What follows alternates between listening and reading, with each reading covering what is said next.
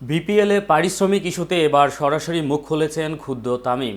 চলমান আসরে দুর্বার রাজশাহীর ক্রিকেটারদের বকেয়া পারিশ্রমিক নিয়ে চলছে নানা বিতর্ক। প্লে অফ নিয়ে অপেক্ষায় থাকা দলটির একাংশকে বলা হয়েছে হোটেল ছাড়তে। পুরো বিষয়টি নিয়েই ব্যাপক সমালোচনায় বিদ্ধ দুর্বার রাজশাহী।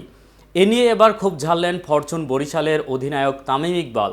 কিন্তু কি বললেন বরিশালের ক্যাপ্টেন, বিস্তারিত থাকছে প্রতিবেদনের বাকি অংশে।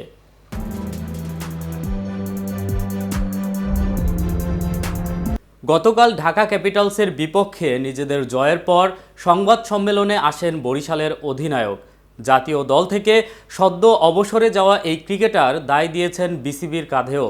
বকেয়া বেতন ইস্যুতে তামিম বলেন, আমি চাই বিপিএল অনেক ভালো করুক, অনেক নাম করুক। একটা সময় আমরা অনেক দ্রুত আগাচ্ছিলাম। যখন ফ্রাঞ্চাইজি নিচ্ছেন খুব সতর্ক হওয়া উচিত। কাকে দল দিচ্ছেন, কাকে দল দিচ্ছেন না। দিন শেষে একটা দল যদি খেলোয়াড়দের পারিশ্রমিকই দিতে না পারে, সেটা অবশ্য দুঃখজনক। অতীতে এমন হয়েছে যে 50% বাকি, শেষ পর্যন্ত দর কষাকষি করে 25% দেয়, খেলোয়াড়রা খুশি হয়ে চলে যায়।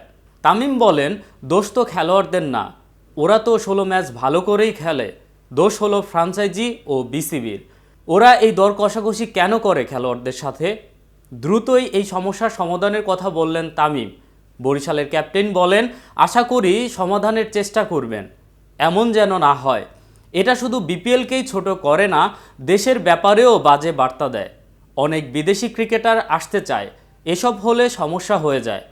ফ্রাঞ্চাইজি ঠিকঠাক বেছে নেওয়া সবচেয়ে জরুরি। ড্রাফটের বাইরে যে ক্রিকেটারদের সাথে সরাসরি চুক্তি হয় তা নিয়ে তামিম বললেন, ড্রাফটের বাইরে কেউ সাইনিং করলে এটারও যেন একটা চুক্তিপত্র থাকে। এটার একটা কপি আমি নিজের কাছে রাখবো, একটা বিসিবিকে দিব, এটা ফ্রাঞ্চাইজি রাখবে। অন্তত বিসিবি জানবে আমি কত পাচ্ছি। এই জিনিসটা করলে এসব সমস্যা হবে না। এই টুর্নামেন্ট হিউজ পটেনশিয়াল, আমরা কাজগুলো ঠিকঠাক করছি না। এদিকে একই সময়ে মাঠে গড়িয়েছে 5 লিগ। অস্ট্রেলিয়ার বিগ ব্যাশ, নিউজিল্যান্ডের সুপার স্মার্টস, দক্ষিণ আফ্রিকার SA-20 আর দুবাইয়ের IL T20। নিউজিল্যান্ডের সুপার স্মার্টসের সঙ্গে বিপিএলের তেমন সংঘর্ষ না থাকলেও বাকি 3 লিগের কারণে কাঙ্ক্ষিত অনেক খেলোয়াড়কেই পায়নি এবারের বিপিএল। অ্যালেক্স রস, কাইল মায়ার্স, জেসন রয়দের পুরো সময় পাওয়া হয়নি এসব টুর্নামেন্টের কারণেই। গতকাল ফরচুন বরিশালের ম্যাচ শেষে অধিনায়ক তামিম ইকবালের কণ্ঠেও শোনা গেল সেই একই সুর। বিপিএলের সময়সূচির পরিবর্তন চান বাংলাদেশ ক্রিকেটের এই অভিজ্ঞ তারকা। সাংবাদিকদের প্রশ্নের জবাবে জানিয়েছেন নিজের পছন্দের সময়ের কথাও।